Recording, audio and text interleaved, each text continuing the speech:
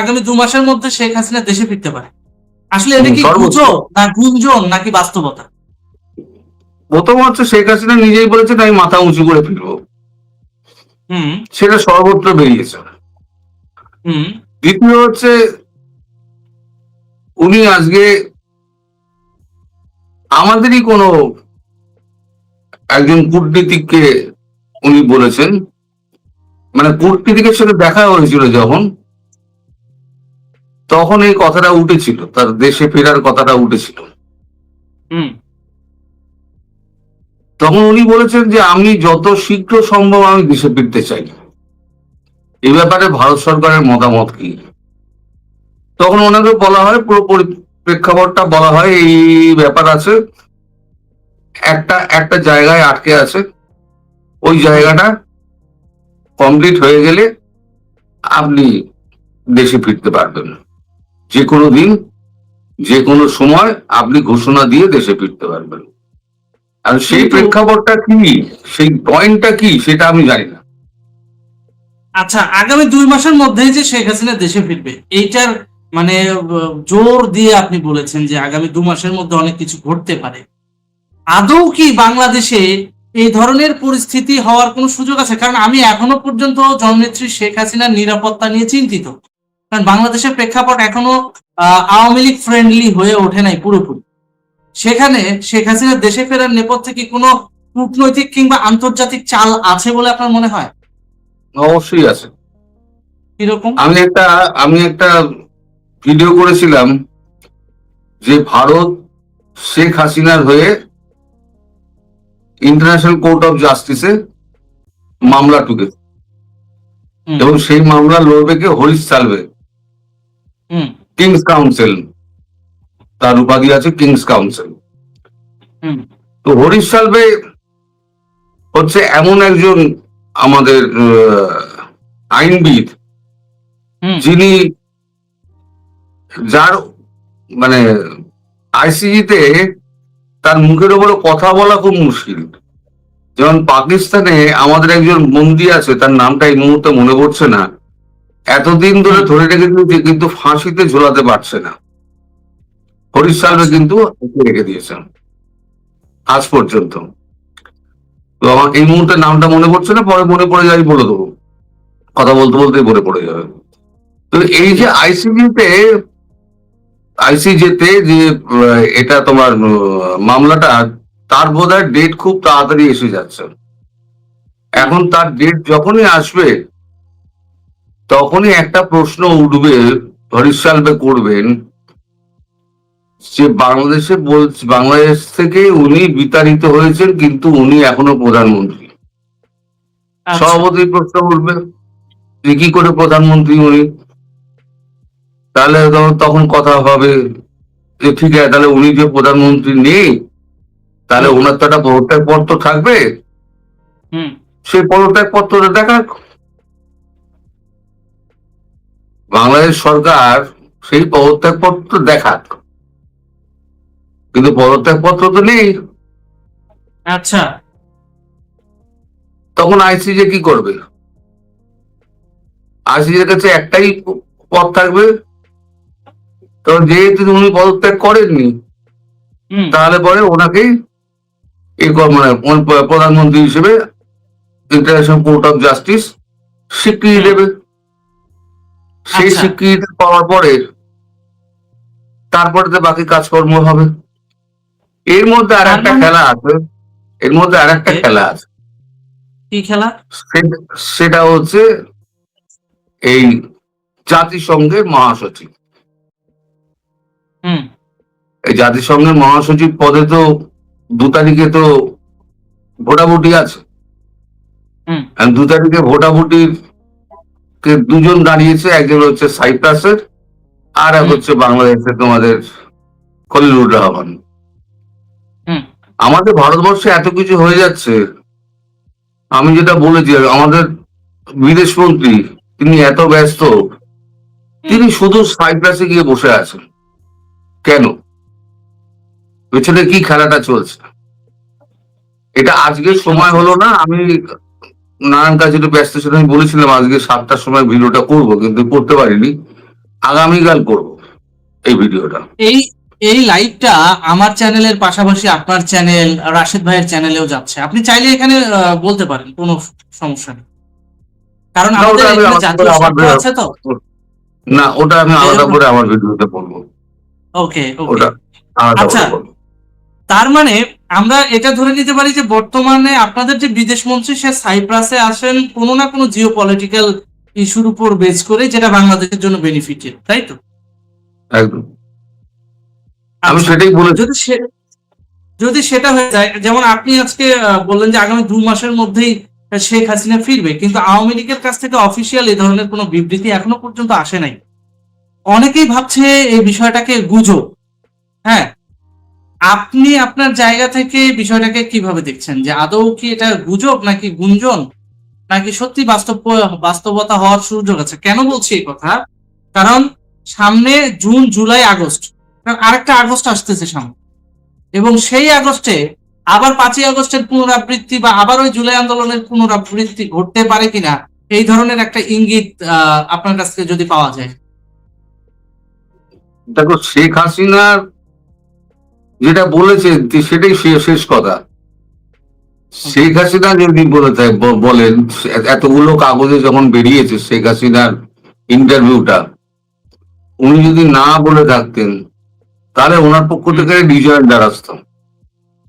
হুম ওনার অনুমতি ছাড়া ওনার মুখ দিয়ে অন্তত অগ্নি রায়ের মতো ছেলে, আমি অগ্নির বরাবর প্রশংসা করি, কারণ অগ্নিকে আমি বহুদিন ধরে চিনি, আমরা দিল্লিতে একসঙ্গে বহুদিন কাজ করেছি, এবং রোজ রাত্রিবেলা আমরা গাঁও বালুচিতে আমরা ডিনার করতাম, ওখানে আড্ডা মারতাম আর ডিনার করতাম 8টা, 8:30টার সময়। তো অগ্নি যখন ছেপেছে, হুম তারপর সেটাকে আবার ক্যারি করেছে ওয়াশিংটন পোস্ট, হুম নিউ ইয়র্ক টাইমস। হুম আচ্ছা, তারপর তোমার রাশিয়ান ওই টিভিটা কি যে আর টিভি একটা আছে, রাশিয়ান টিভি, হুম। তারা করেছে। আমাদের ন্যাশনাল ইন্টারন্যাশনাল চ্যানেল গুলো করেছে। এবং কার কথা মানবো, শেখ হাসিনার কথা মানবো, নাকি ওই যারা পালিয়ে গেছিল আওয়ামী লীগের নেতাগুলো, যারা 5 আগস্টের সময় শেখ হাসিনাকে ফেলে দিয়ে, তার কথা মান, কার কথা মান? বুঝতে সর্বদেশ পেরেছি। শেখ মানে হাসিনার কথাটাই মানবো। আপনি আপনার তথ্যটা নিয়ে এসেছেন সরাসরি হচ্ছে ইন্টারন্যাশনাল গণমাধ্যমের যেই রুট অফ সোর্স, সেই রুট অফ সোর্স এর মধ্যে থেকে, তাই তো? হুম। আচ্ছা, আমি রাশেদ ভাইয়ের কাছে একটু আসতে চাই। রাশেদ ভাই, আজকে কিন্তু বাংলাদেশের গণমাধ্যম কিন্তু ফলাও করে প্রচার করছে শেখ হাসিনা পদত্যাগ করে নাই, পদত্যাগপত্র শেখ হাসিনা ভ্যানিটি ব্যাগে করে নিয়ে গেছে। আসলে এই বিষয়টা কি চলতেছে ব্যাকগ্রাউন্ডে? শেখ হাসিনা ভ্যানিটি ব্যাগে করে পদত্যাগপত্র নিয়ে গেল, আর এই সম্পাদক সেটা দেখলো, কাহিনী ঠিক? মহিলা মানুষের ভ্যানিটি ব্যাগ। ধন্যবাদ সাব্বির তোমাকে, এবং ধন্যবাদ দাদা আপনাকে, এবং দর্শক শ্রোতা মণ্ডলী যারা আমাদেরকে দেখছেন। আসলে আমাদের লাইভ প্রোগ্রামটা দাদার চ্যানেল, সাব্বিরের চ্যানেল, আমার চ্যানেল, সব জায়গা থেকেই চলছে। আপনারা সব চ্যানেলগুলো আমার একটা বিশেষ অনুরোধ আছে, আমি ক্রমশ খেয়াল করছি সাব্বিরের চ্যানেল ভিউটা বাড়ছে না। আমি আমার দর্শকদের বলবো, রাশিদ ভাইয়ের দর্শকদের বলবো, যে সাবির ছেলেটা খুব খাটাখাটনি করে, তার চ্যানেলকে আপনারা সাবস্ক্রাইব করুন এবং দেখুন, তার ভিউজটা একটু বাড়ান। সেটা এত খাটাখাটনি করে, তার যদি প্রপার মর্যাদাটা আমরা না দিই, সে একসময় হতাশ হয়ে যাবে। আমরা এই মুহূর্তে কাউকে হতাশ হতে দিতে চাই না। আমরা চাই প্রত্যেকের পাশে দাঁড়িয়ে মজার বিষয়, কাঁধে কাঁধ দিয়ে ধরে একটা জায়গায় সবাইকে পৌঁছানো। আর সবচেয়ে বড় হ্যাঁ? ব্যাপার হচ্ছে যে আপনারা অনেকে, আপনাদের কাছে যে কথাটা, একজনের কাছে যে কথাটা গুজব, আরেকজনের কাছে কিন্তু ওই কথাটাই টিকার করবে। সুতরাং যারা সমর্থন করেন, যারা আমাদের দলের লোকজন, প্রত্যেকে জাস্ট একটা লাইক দেন, মিনিমাম লাইক দেন, কমেন্টস বাংলা ইংলিশ লিখতে না পারলে এবিসিডি আইকা দিয়া জানগা। এটা তো আরো 100 জন লোক দেখে, এটা হচ্ছে টেকনিক। আপনার কাছে ভালো লাগবে না, কিন্তু আরেকজনের কাছে আমার কথা ভালো লাগবে, সাব্বিরের কথা ভালো লাগবে। ওইটাই দরকার আমাদের, ওইটার দরকার। আমি কোনোদিনও কিন্তু, রাশেদ ভাই, আমরা মূলত একটা 1 মিনিট, আমি প্লিজ। আমি আমার দর্শকের কাছে আজ পর্যন্ত কখনো বলিনি আমার চ্যানেল আপনারা সাবস্ক্রাইব করুন, লাইক দিন, শেয়ার করুন, কখনো বলিনি। কিন্তু আমি কিন্তু এর আগে রাশিদ ভাইয়ের চ্যানেলের কথা বলেছি, আজকে তোমার চ্যানেলের কথা বললো, আমি তো সামনেই বলছি তো। কিন্তু আমি আমার নিজের কথা বলি না, লোকের পছন্দ হলে করবে, না হলে করবে না। অনেকেই তো গুজববাজ বলে আমার চ্যানেল ছেড়ে বেরিয়ে গেছিল, তাতেও তো প্রায় 1,99,000 আমি পৌঁছে গেলাম। জি জি, আমি রাশেদ হায়দার ভাইয়ের কাছে জানতে চাইছি, হঠাৎ করে পদত্যাগ পত্র ইস্যুটা নিয়ে আজকে ব্যাপক প্রচার করা হচ্ছে। পদত্যাগ পত্র শেখ হাসিনা ভ্যানিটি ব্যাগে করে নিয়ে চলে গেছেন, হঠাৎ করে এই সম্পাদক শেখ হাসিনার ভ্যানিটি ব্যাগে কিভাবে নজর দিল? সবচেয়ে মজার বিষয় কি জানো, আমিও এটা দেখছি, দেখার পরও আবার পরবর্তীতে দেখলাম যে 2-3টা পত্রিকা তারা আবার লেখছে যে মতি জানলো কিভাবে, মানে পুরো ইজ্জত শেষ বেচারার। যে হ্যাঁ, এই এরা লেখছে যে মতি কিভাবে জানলো। আসলে তো কথা ঠিক যে মতি ভাই কিভাবে জানলেন যে শেখ হাসিনার ব্যাগে পদত্যাগ পত্র ছিল। সর্বপ্রথম কথা বলা হয় কি, দেখো আমি যেটা রুলে বলি সেটা হচ্ছে, আমি যদি ইমিগ্রেশনে কাজ করেছি দীর্ঘদিন প্রায় তোমার 10 বছর, সুতরাং ইমিগ্রেশন সেক্টরের যে স্ক্যানিং আছে সবকিছুই আমি জানি। সেখানে কাহিনী হয় কি, আমরা ব্যাগের ভেতরে, মহিলার ব্যাগ হোক আর পুরুষ ব্যাগ হোক, ব্যাগের ভেতরে স্ক্যান করলে স্বর্ণের বোঝা যায়, রূপা বোঝা যায়, মানে এটা কি, এটা ধাতব পদ্ধতি, এটা কালার আসে। কাগজ বোঝা যায়, যদি কোনো কাগজ হয় তাহলে সাদা বোঝা যায়, লেখা বোঝা যায় না। টাকা হইলে এটার সাইজে বোঝা যায় যে এটা টাকা, কিন্তু কোন কারেন্সি তাও বোঝা যায় না। তাইলে এখন যদি শেখ হাসিনার ব্যাগটি স্ক্যান হয়নি, গণভবন থেকে হেলিকপ্টারে নিয়ে গেছে এয়ারপোর্ট থেকে C-130 নিয়ে গেছে ডিরেক্ট দিল্লি, সেখানে ওনার ব্যাগেজ কোথাও চেক হয়নি। তার মানে উনি সসম্মানে দিল্লির রাষ্ট্রীয় মর্যাদায় আছেন। আমার চেয়ে দাদা ভালো বলতে পারবে, দিল্লিতে সম্ভবত নরেন্দ্র মোদীর পরে যদি কেউ সর্বোচ্চ নিরাপত্তা পায়, সেটা তো শেখ হাসিনার নিরাপত্তা সর্বোচ্চ। নরেন্দ্র মোদীর সমান। তাহলে মতি জানলো কিভাবে? মতি কিছুদিন আগেই রাষ্ট্রপতির সাথে আলোচনা করে বলল যে রাষ্ট্রপতি বলছে পদত্যাগ পত্র দেখেনি নেই, জানেনি না। তাইলে এখন মতি বলতেছে ভ্যানিটি ব্যাগে করে নিয়ে গেছে, সেখানে কি মতি দাঁড়াইয়া ছিলেন? প্রথম প্রশ্ন, ডিপ স্টেটের দালালিও তো করতে পারে। ডিপ স্টেটের দালালি না, ওইটা কি, সেটা হচ্ছে মতি জবাব দিবে যে মতি কি সেই দিন সকাল বেলায় কি মতি চলে গেছিলেন যে আপা আসেন আমরা আপনার ব্যাগ গুছাইয়া দিই।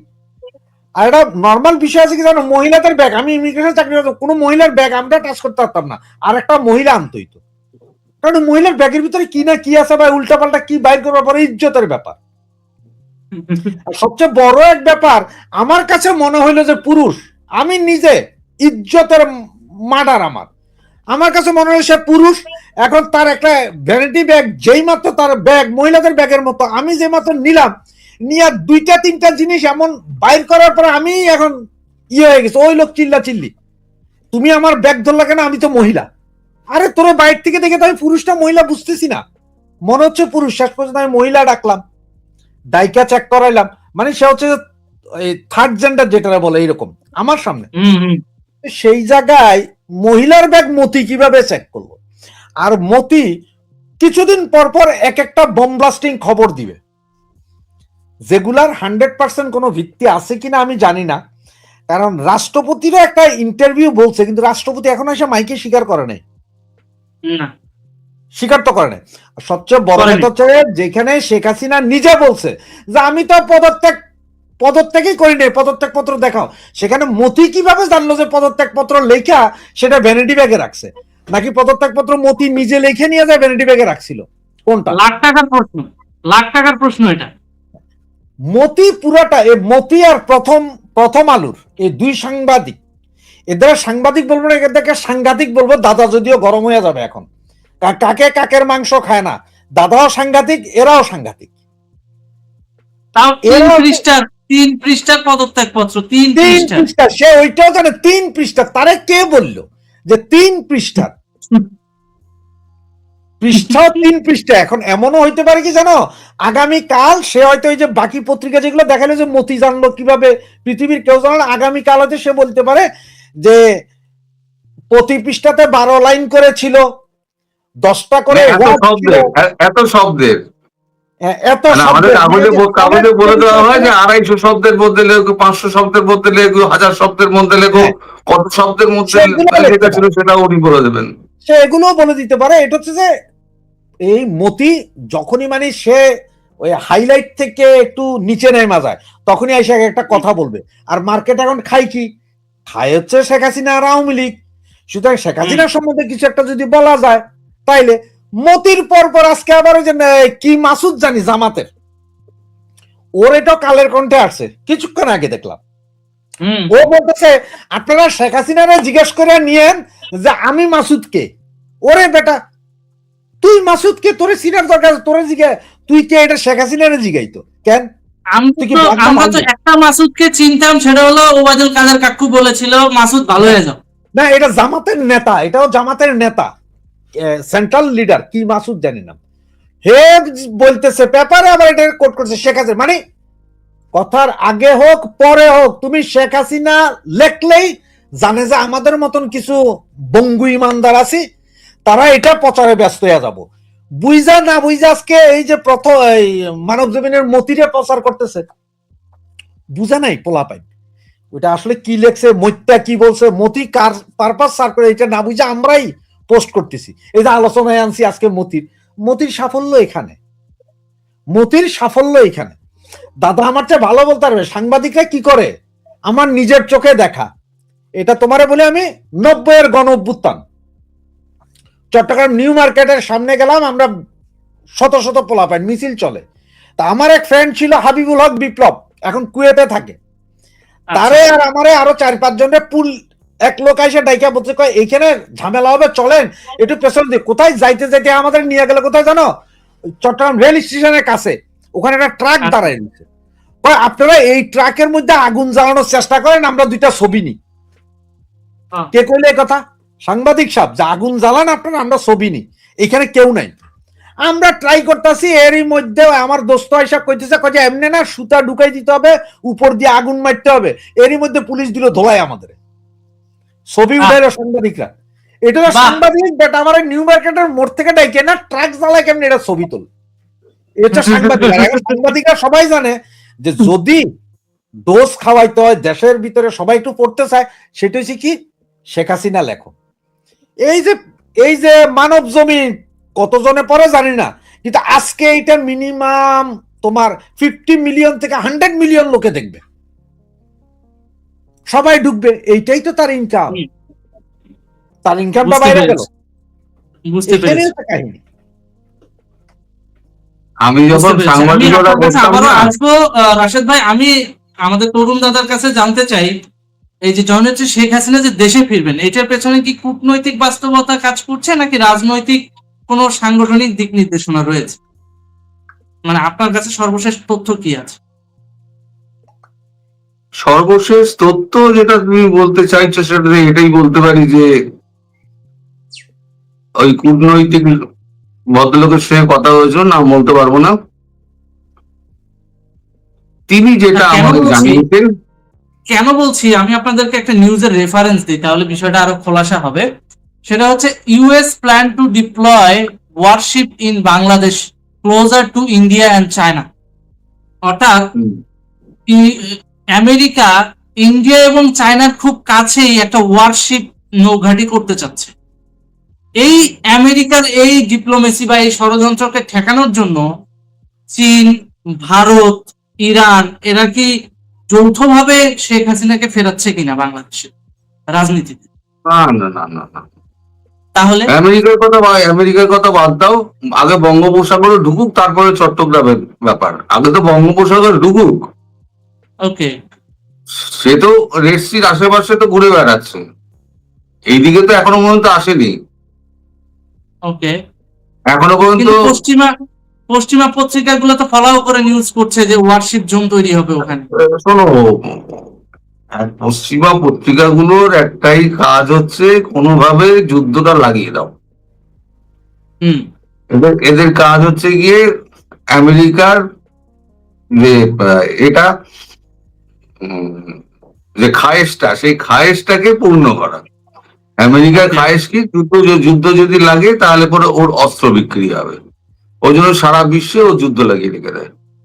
ও অনেক চেষ্টা করেছিল ভারত পাকিস্তানের মধ্যে যুদ্ধ লাগাতে, আলটিমেটলি হয়েছিল, কিন্তু ভারত বাংলাদেশের মধ্যে যুদ্ধ লাগাতে বহু চেষ্টা করেছিল, কিন্তু বাংলাদেশে ভারত কিন্তু কূটনৈতিক সমাধানের পথ খুঁজছে, আচ্ছা আর কূটনৈতিক সমাধান দিয়েই ভারত যা করার করবে।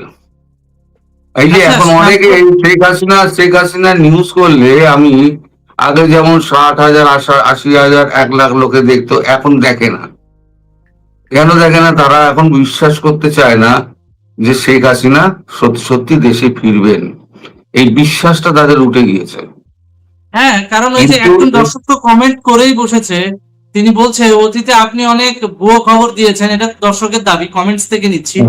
এখন কথা হচ্ছে ওই যে 26শে মার্চের সময়ের রেফারেন্সটা টানবে যে হ্যাঁ 24 সালের সময় বলছিল যে হ্যাঁ 26শে মার্চে শেখ হাসিনা ফেরত আসবে, এটা তো 27 তরুণ মার্চ, দাদাই 27 বলেছিল। মার্চ, হ্যাঁ, কিন্তু 27 এটার মার্চ। পেছনে যে হ্যাঁ এটার পেছনে যে ডিপ্লোম্যাটিক্যালি যে একটা বাধা এসেছে, সেই বিষয়গুলো আজকে একটু ওপেনলি ব্রিফ করা যায়।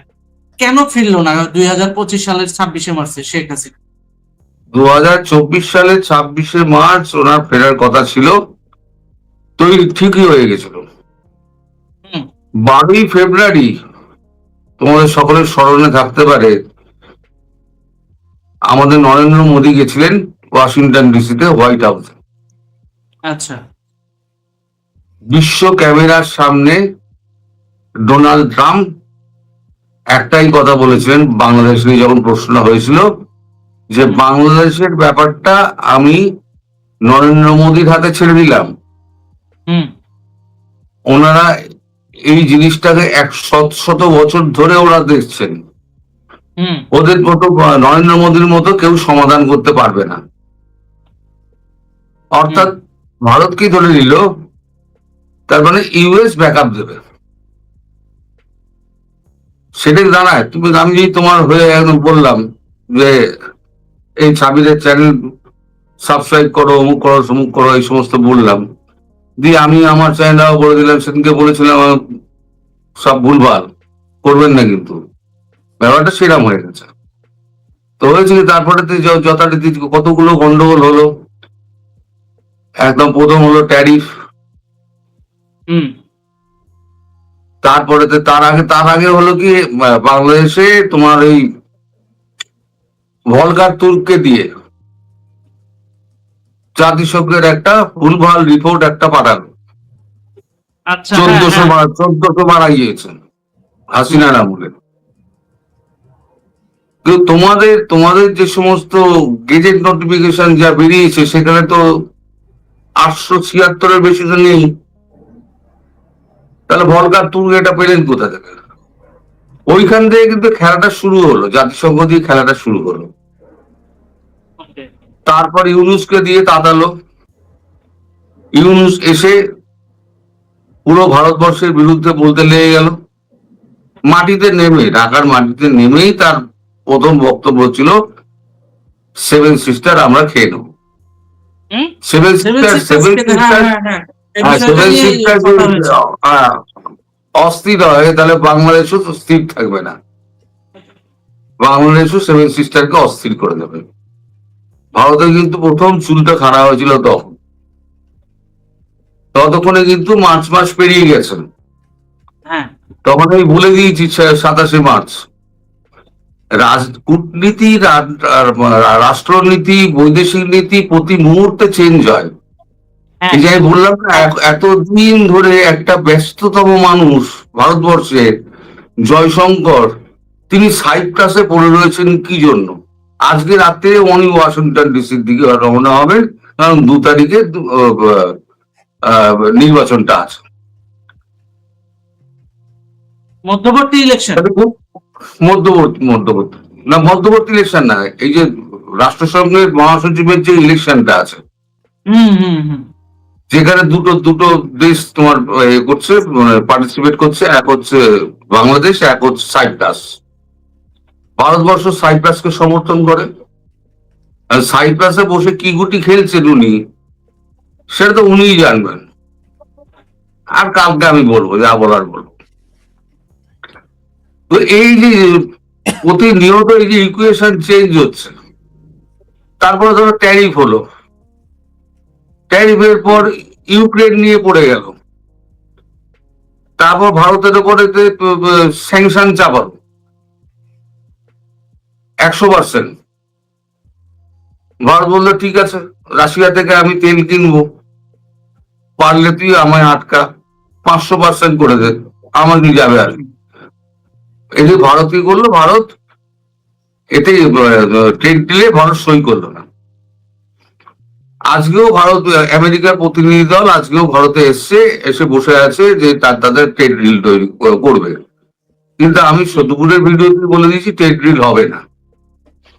যদি হতো তাহলে 9 থেকে 19, এই এতদিন ধরে ডোনাল্ড ট্রাম্প উনি নরেন্দ্র মোদীকে ফোন করে যাচ্ছে, নরেন্দ্র মোদী ফোন বাজেও না, কেউ হ্যালো বলে না। তাহলে আমি প্রশ্ন রাখবো, তাহলে কি নরেন্দ্র মোদী ডোনাল্ড ট্রাম্পের ফোন নাম্বারটা কি ব্লক করে দিয়েছেন? বুঝতে পেরেছি। সে এমন কোন কোন শক্তি আছে যারা আমেরিকান প্রেসিডেন্টের ফোন নাম্বার ব্লক করতে পারেন? বুঝতে পেরেছি। তারপরে তার মানে আমাদের বাংলাদেশীয় যখন এসেছিলেন বাংলাদেশকে কথা বলতে, হ্যাঁ, তখন পরিষ্কার তাকে বলে দেওয়া হয়েছিল বাংলাদেশ সম্পর্কে যা করার ভারতবর্ষ করবে, ইউএস কে এই ব্যাপারে অত চিন্তা করতে হবে না। অর্থাৎ তুমি ভাগো, সোজা কথায় ভাগো। তো এখন এই যে সমীকরণ গুলো যে চেঞ্জ হয় না, ফলে আমরা তো সাম্প্রতিক জিনিসগুলোকে বিশ্লেষণ করে আমরা একটা জিনিস বলি। এখন যখনই এইগুলো চেঞ্জ হয়ে যায়, ইকুয়েশন চেঞ্জ হয়ে যায়, তখন সমস্ত কিছুটাই উল্টো পাল্টা হয়ে যায়। সেটা কিন্তু আর লোকে মনে রাখে না, দেখেও না। লোকে এখনো মনে রেখেছে আপনি বলেছিলেন 27 মার্চ 2024 ফিরবেন। আরে তার মধ্যে কত কিছু হয়ে গেছে দেখ রে ভাই। 24 আর 26-এর মধ্যে দুটো সময় কি এক? 24-এ যা ছিল বাংলাদেশ, 26-এ কি তাই আছে? না, মুক্ত অবস্থায় তো নিঃশ্বাসটা নিতে পারছেন, তবে দাদা সেটা তো অস্বীকার করতে পারবেন না। না, সেটা আমি সুযোগ নেই। প্রথম দিন 5ই আগস্টের আগে থেকে করছি, প্রথম দিন আমি বলেছিলাম শেখ হাসিনা প্রধানমন্ত্রী হিসেবে ফিরবেন। আমি গত কয়েকদিন ধরেও বলে যাচ্ছি, আজকেও বলছি এবং আগামী কয়েকদিন ধরেও বলবো, উনি শেখ হাসিনা বাংলাদেশে ফিরবেন, প্রধানমন্ত্রী হয়েই ফিরবেন। আমি কিন্তু আমার জায়গা থেকে এক চুল নড়িনি। আমি আপনার কথাটার অনেকটা মিল পাচ্ছি শুভেন্দু অধিকারের ওই বক্তব্যটা দিয়ে, যে শাহজালাল ইন্টারন্যাশনাল এয়ারপোর্টে জননেত্রী শেখ হাসিনা প্রধানমন্ত্রী হিসেবেই মাঠে মানে নামবে এবং তাকে রিসিভ করবে বাংলার সাধারণ জনতা।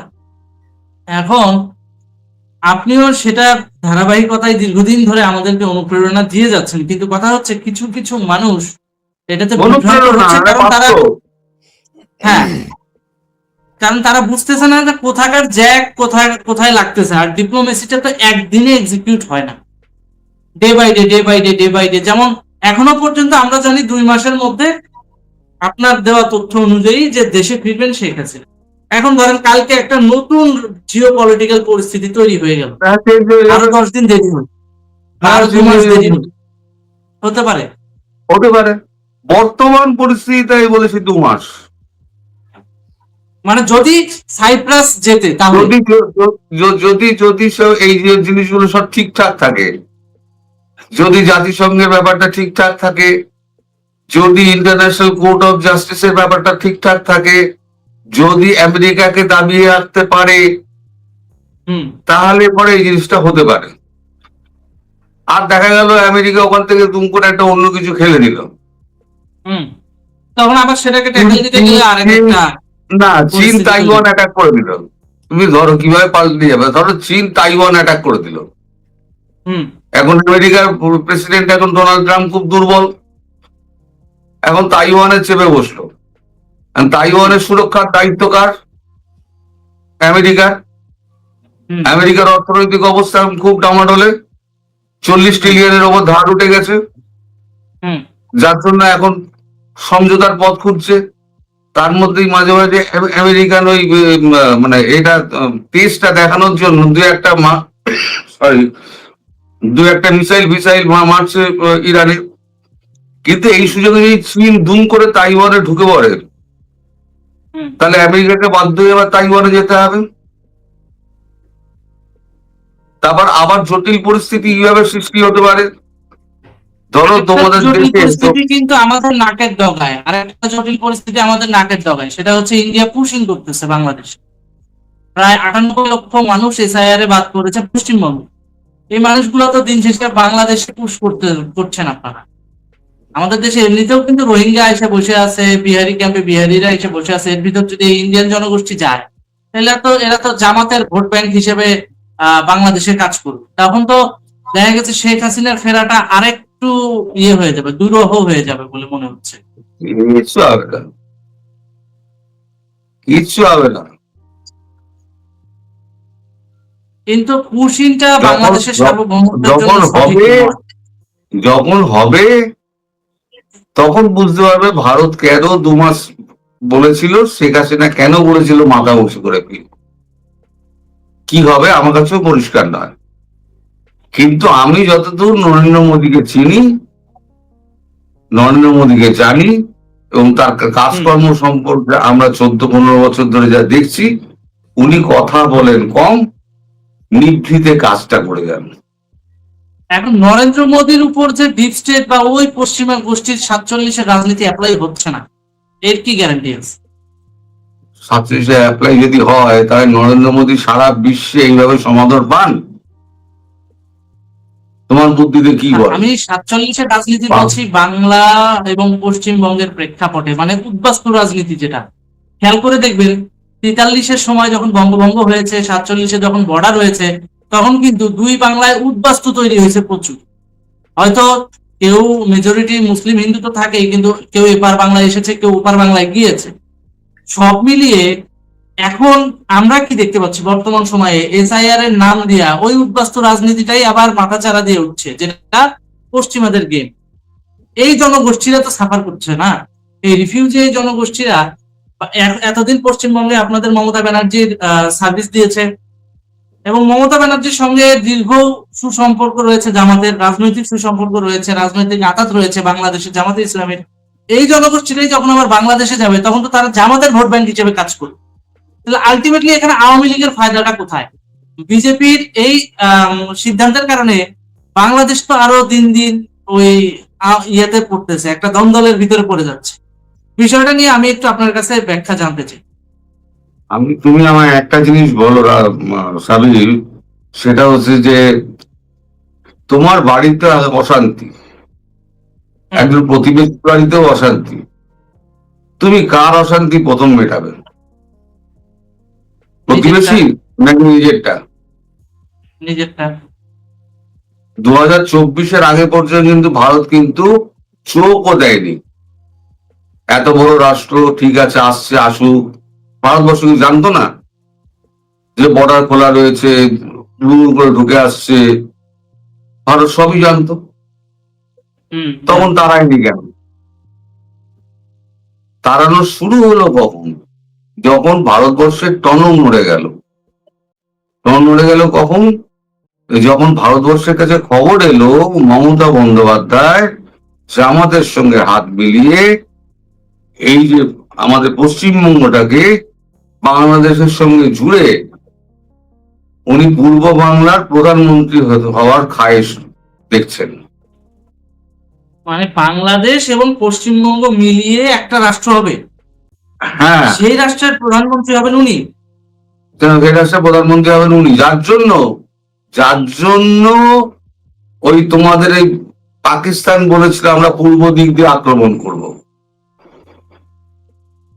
যার জন্য আমাদের কাঁটাতার বেড়ানো, দাঁড়া শেষ করতে হবে আমাকে, কাঁটাতারের বেড়া বসানোর জন্য মমতা ব্যানার্জি জমি দেয়নি, যার জন্য তিনি মুসলিম না হিন্দু তার কথাবার্তা বোঝা যেত না। তিনি পরিষ্কার হুমকি দিয়েছেন ভোটের আগে যে আমি তার মানে যদি এরা সব- আমি আছি বলে আপনারা ভালো আছেন, আমি যদি একটা ইশারা করি তাহলে একটা কমিউনিটি এসে আপনাদের 2 ঘন্টার মধ্যে কেটে দিয়ে চলে যাবে। তার মানে জামাত ঢুকবে বর্ডার দিয়ে, ঢুকে আমাদের দেশে 42-এর দাঙ্গার মতো একটা দাঙ্গা, দ্য গ্রেট ক্যালকাটা কিলিংস, না 46-এর গ্রেট ক্যালকাটা কিলিংস করে দিয়ে বেরিয়ে যাবে। যখন এটা ভারতবর্ষ বুঝতে পারবে তখন হুম, গণতান্ত্রিক ভাবে রেজিম চেঞ্জ হয়ে গেল। নইলে পৃথিবীতে এমন কোথায় ভোট হয়েছে যেখানে 93% ভোট পড়েছে? একটা বিরোধী তো বলতে পারছে না যে ভোটে হয়েছে, চুরি হয়েছে, একমাত্র মমতা ব্যানার্জি ছাড়া। কেউ তো বলছে না, সিপিএম বলছে না, কংগ্রেস বলছে না, কেউ বলছে না। ওনার হাত থেকে স্বপ্নটা বেরিয়ে গিয়েছে, তাতেই ওনার এত রাগ। আর মানুষের এখন এত রাগ, একজন যেখানে মুখ্যমন্ত্রীর তৃণমূল দেখছে সেখানেই মারছে। সে হিন্দু মুসলমান কেউ দেখছে না। গতকালকে দেখলাম যে অভিষেক ব্যানার্জির উপর আক্রমণ শুরু হয়েছিল এবং আক্রমণ করেছিল, এবং হ্যাঁ। এই ঘটনাটা কি ওই পাবলিকের ওই রাষ্ট্র ভাঙ্গার এই ক্ষোভটা থেকে, যে রাষ্ট্র ভাঙার চক্রান্ত করেছিল এই জায়গা থেকে? হ্যাঁ, দীর্ঘদিন ধরে এই কথাগুলো তো বলে যাচ্ছে। সেদিনকে কি বলেছিলেন? তার আগে উনি বলেছিলেন যে 4 তারিখে আমরা তো জিতবই, এক্স্যাক্টলি যেটা বলো, আমরা তো জিতবই, হুম, আমরা রবীন্দ্রসঙ্গীত বাজাবো, তার সঙ্গে ডিজেও বাজবে।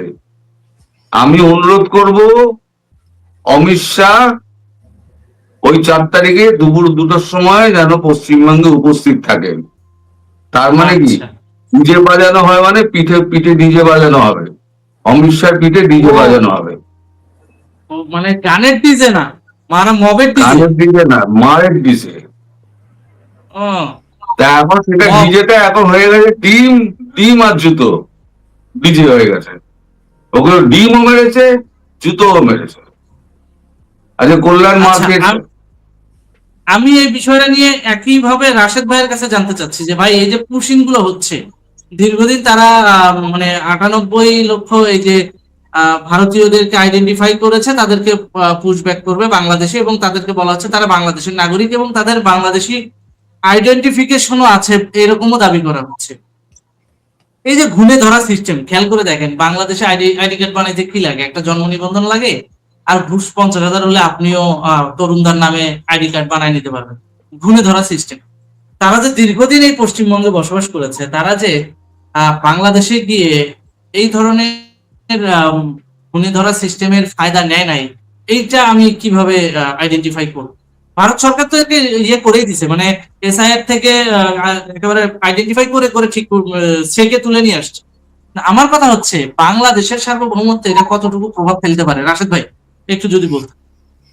ধন্যবাদ সাব্বির, তুমি যে প্রশ্নটা করছো, সর্বপ্রথম আমি রাশেদ ভাই কথার আগে একটা জিনিস ধরিয়ে দিই খেই, সেটা হচ্ছে তোমরা শুধু পশ্চিমবঙ্গ নিয়ে কথা বলছো। এসআইআরটা হয়েছে কিন্তু সারা ভারতবর্ষে। আচ্ছা, আচ্ছা। শুধু উত্তরপ্রদেশে 1,68,000 নাম বাদ গেছে।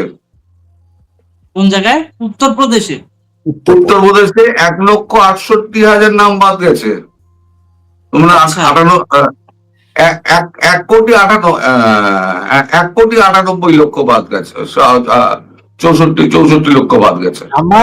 আমার কাছে যে আচ্ছা, ইনফরমেশনটা আসলে আছে, রাশেদ ভাই একটা মিনিট, আমি আসলে এই প্রশ্নগুলো একটু পেঁচায় পেঁচায় করতেছি। এটার পেছনে কারণ কি জানেন? কারণ হচ্ছে যে আমি জানি যে এখানে অনেক বাংলাদেশিরাও এসে ভারতীয় সিটিজেন সে যে দীর্ঘদিন ছিল, এবং এটা নিয়ে কলকাতার মানুষের রিজিকে হাত পড়ছে। রিজিক বলতে আমাদের বাংলাদেশের রিজিক বলে, সরাসরি আপনাদের অন্যে এসে ভাগ বসিয়েছে ওই গোষ্ঠীটা, রাইট? আপনাদের পেটে লাথি পড়ছে, কিন্তু তারা ভালো থাকছে, ওই কমিউনিটি, কিন্তু তারা আদৌ বাংলাদেশের নাগরিক না, এটা ভারত সরকারের দাবি। কিন্তু আমার কথা হচ্ছে এই ঘুণে ধরা সিস্টেমে এই ফাঁক ফোকর গুলা যে তৈরি করা হয়েছে, এইটাতে দুই দেশের কতটা লাভ হবে, কতটা ক্ষতি হবে, ডিপ্লোম্যাটিক সম্পর্কটা ঠিক থাকবে কিনা, এই জন্যই জিনিসগুলো পেঁচিয়ে পেঁচিয়ে কিছু মানে তথ্য জানার একটা চেষ্টা চলছে। আমি এই জন্য রাশেদ ভাইকে বলছিলাম যে রাশেদ ভাই আসলে এখানে বাংলাদেশের সার্বভৌমত্ব এটা কতটুকু প্রভাব ফেলবে? এখানে সার্বভৌমত্বের বিষয়টা কেন আসে সেটা যেমন বোধগম্য নয়। আমার কাছে যতটুকু রিপোর্ট আছে তাতে 2 কোটি ইন টোটাল ভারত এই পর্যন্ত যে লিস্টেড 2 কোটি, কিন্তু ভারত সরকারও বারবার বলছে 2 কোটির আসলে 2 কোটি সবগুলোই বাংলাদেশি না। এখানে হচ্ছে 4 পুরুষ আগেও অনেক লোক ছিল যারা ভারতে ছিল, তারা হয়তো অর্ধেক অংশ বাংলাদেশে চলে ছিল, ওরা ফিরে গেছে। 4 পুরুষ ধরো ভারত আছে এরকম লোকগুলো ক্যান্সেল হয়ে গেছে, আচ্ছা, যাচাই বাছাই চলতেছে অলরেডি। কিন্তু আবার কিন্তু গত 2 দিন ধরে কিন্তু পুশব্যাক বন্ধ। বাংলাদেশ সরকারের সাথে একটা বৈঠক হবে 2-1 দিনের ভিতরে, এরপর আবার শুরু হবে। এটা পুশব্যাক না। আবার বিবিসির রিপোর্ট যদি দেখো, মানে শত শত লোক দেখা যাচ্ছে যারা বলতেছে যে হ্যাঁ আমরা বাংলাদেশি নাগরিক, আমাদের সবকিছু আছে। রাজশাহী, দিনাজপুর, বগুড়া, রংপুরে তোমার একটা জিনিস বিশ্বাস করতে হবে, আমাদের যেই বেল্ট, রংপুর মঙ্গা অঞ্চল যেটা বলে, এইখানকার গরিব নিরীহ লোকগুলো আসলে ভারত গেছিল, অনেকে অনেক ভাবে গেছে।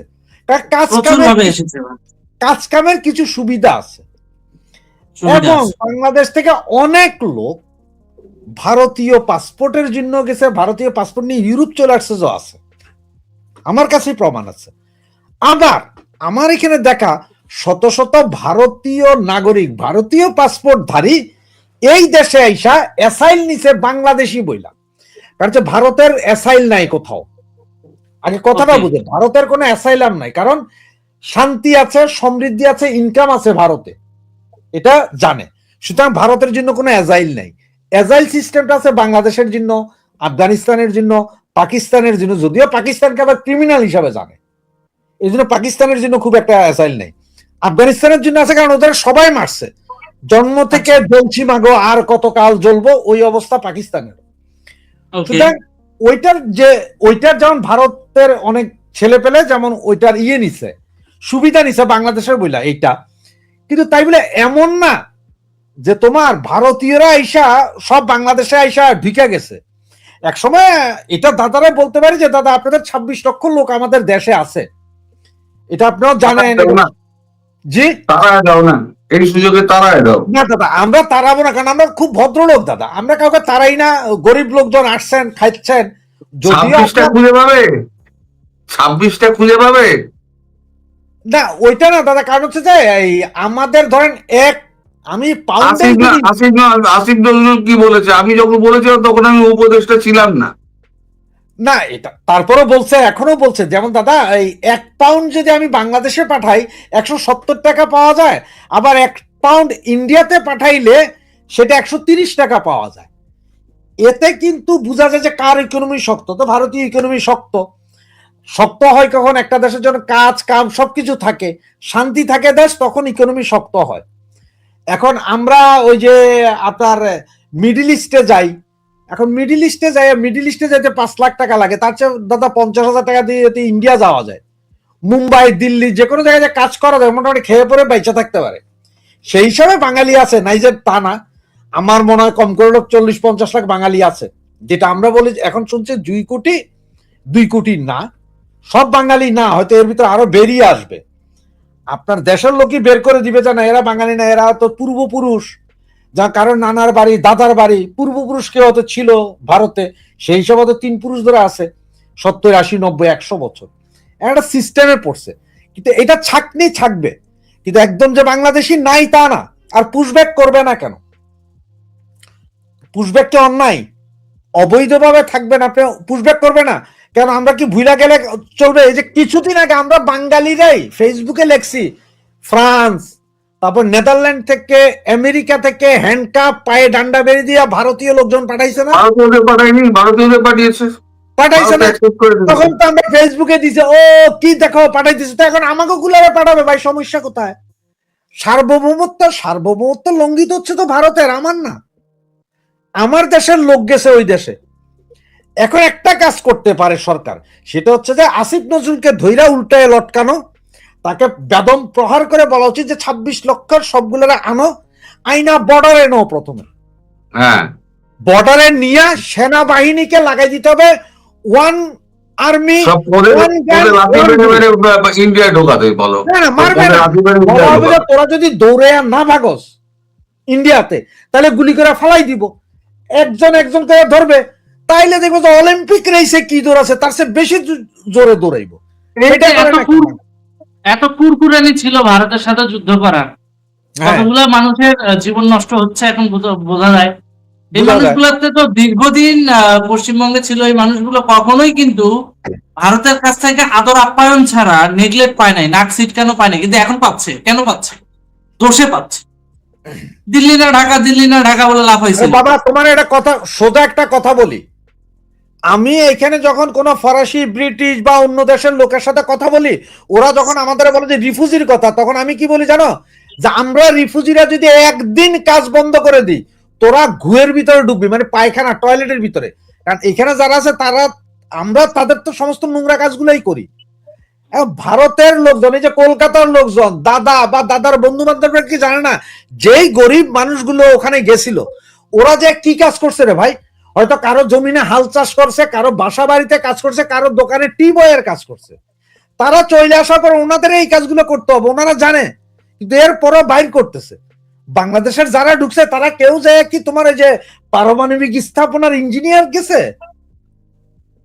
তবে রাশেদ ভাই, আমি আপনাকে একটা কথা বলি, বাহির থেকে যতটা দেখছেন, ভারতবর্ষকে আমরা যতটুকু চিনি, ভারতবর্ষ কখনো অমানবিক না। দেখবেন, আমি বলে রাখলাম আজকে, ভবিষ্যৎ মিলিয়ে নিয়েন, দেখবেন ভারতবর্ষে দীর্ঘদিন এই মানুষগুলো ছিল না। এটা হচ্ছে, ভারতবর্ষ হচ্ছে স্বামী বিবেকানন্দের দেশ, ভারতবর্ষ রবীন্দ্রনাথের দেশ, ঠিক আছে?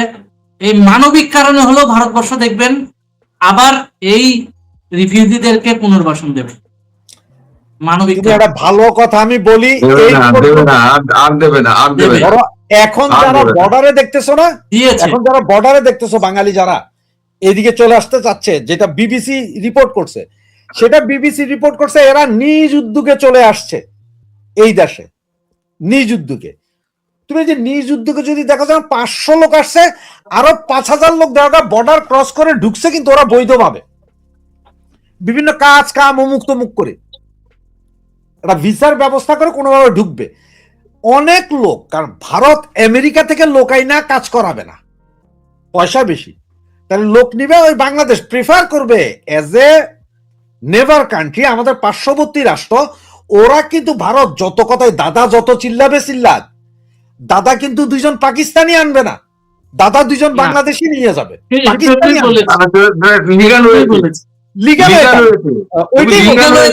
ওটাই বলছি, তুমি ওয়ার্ক পারমিট নিয়ে এসো। ভারত রাইজিং স্টার, এখন ইকোনমিকের রাইজিং। তুমি আমার দেশে বসে, আমার দেশে ভোট দেওয়ার অধিকার তোমায় আমি দিলাম, আমার সরকার নির্বাচন তুমি করছো অবৈধভাবে ঢুকে, আমার লোকের লক্ষ্মী ভান্ডার দিচ্ছ,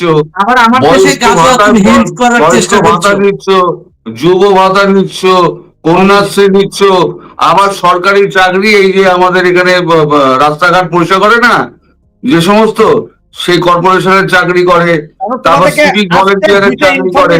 দাদা এক সেকেন্ড, দুইটা ইনফরমেশন দিই আজকে। দাদা কিছুক্ষণ আগে জিও পলিটিক্স এর কথা বলছে, যেটা আমাদের ছেলেপেলেরা লেখে দাদা গুজব ছড়ান, আসে না, ওই না, সেই না, দাদার কথা মিলে না। কিন্তু আমার কথা হচ্ছে, দাদা এখন পর্যন্ত ক্ষতি করে নেই তো, দাদা তো এখনো কাউরে বলে না যে কালকে শেখ হাসিনা যাচ্ছে তোমরা সব এয়ারপোর্টে যাও, যাইয়া কেউ দাদার কথায় ধরা খাইছো? খাও নাই। এবং এখানে একটা কথা আছে যে love and war, everything is fair, ভালোবাসা এবং যুদ্ধের সবকিছুই ফেয়ার।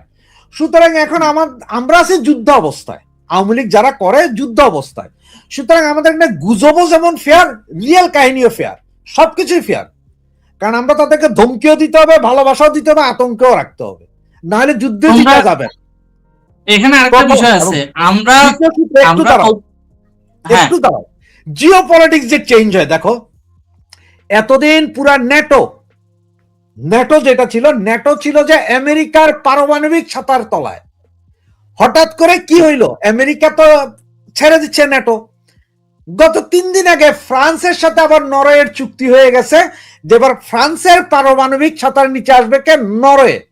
এখন নরওয়ে একমাত্র কান্ট্রি না, অলরেডি এর আগে 8টা কান্ট্রি আছে ফ্রান্সের পারমাণবিক ছাতার নিচে।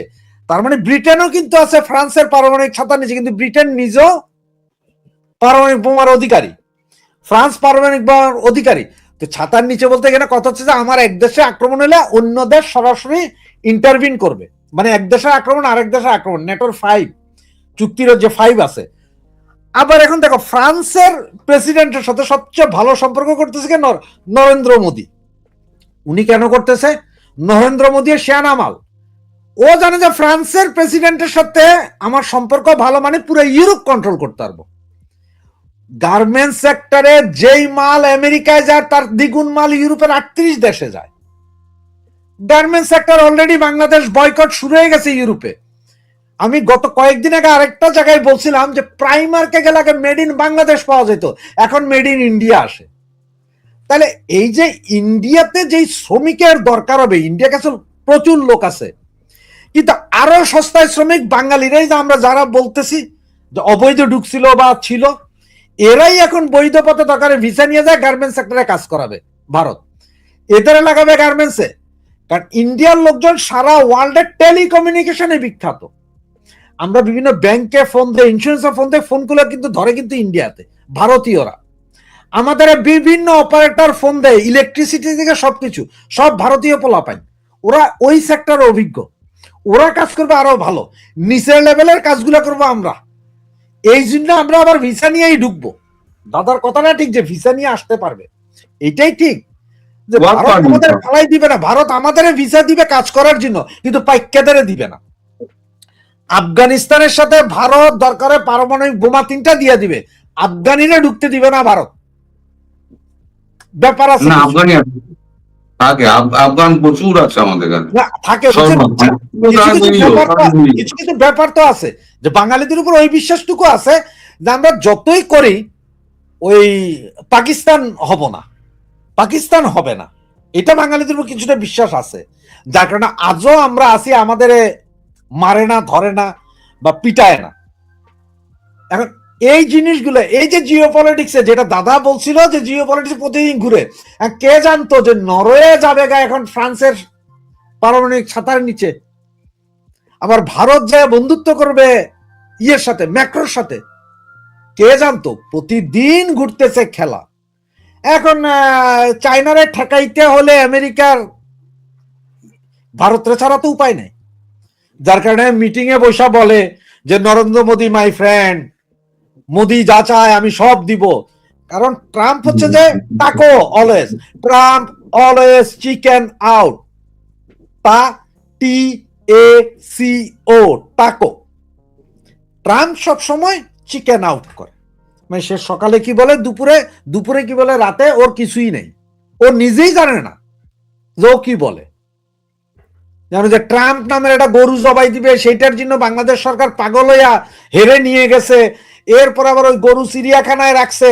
এখন আবার বিদেশি সাংবাদিকরা বলতেছে শেষ পর্যন্ত ট্রাম্পের যান বাঁচলো চিড়িয়াখানায় গিয়ে, এখন কাজে চিড়িয়াখানায় রাখাও যাবে না। এটা নিয়ে কি করবে? একমাত্র এই গরু নিয়ে ট্রাম্পে দিয়ে আসতে পারে সরকার। আর ভারতের সাথে গুতাগুতি করতে থাকেন আপনারা, দেখা যাক কতদিন হয়। আর যে দাদাও একটা কথা বলছে সবসময়, একটা কথা বলছে এই শুভেন্দ্র অধিকারী, যে শেখ হাসিনা প্রধানমন্ত্রী হিসেবে ফিরবেন। এটা নজির যে আছে এটা জানেন আপনারা কেউ? যদি কেউ না যাই না থাকেন তাইলে আজকে আমার থেকে শুনে রাখেন, এটার নজির আপনাদেরই পেয়ারে ভাই, পেয়ারে পাকিস্তানে আছে, এটা আপনাদের খুব পেয়ারে ভাই, সাথে নেওয়াজ শরীফ ক্ষমতা হারানোর পরে মামলা মোকদ্দমা খায়া দুবাই পালাইছিল নেওয়াজ ভাই, সরি তাও উনি পালাইছিল, শেখ হাসিনা পালায় নাই, উনি বিমানে করে পালাইছে, শেখ হাসিনাকে সসম্মানে বিমান দিয়ে আর সেনাবাহিনীর বিমান দিয়ে ভারতে রেখে আসছে। দুবাইতে যায় অবস্থা খারাপ, মনে হয় বছরখানিক পরে যখন উনি আবার ফেরত আসলেন তখন লন্ডন থেকে যখন ফেরত আসলেন নরেন্দ্র মোদী, সেই দিন পুরো হাইকোর্ট, জজ কোর্ট, সুপ্রিম কোর্ট সব বিমানবন্দরে গিয়েছিলেন, সমস্ত মামলা থেকে খারিজ করেছিলেন আপনাদের পেয়ারে পাকিস্তানে। সেই ঘটনা শেখ হাসিনার ক্ষেত্রেও ঘটবে।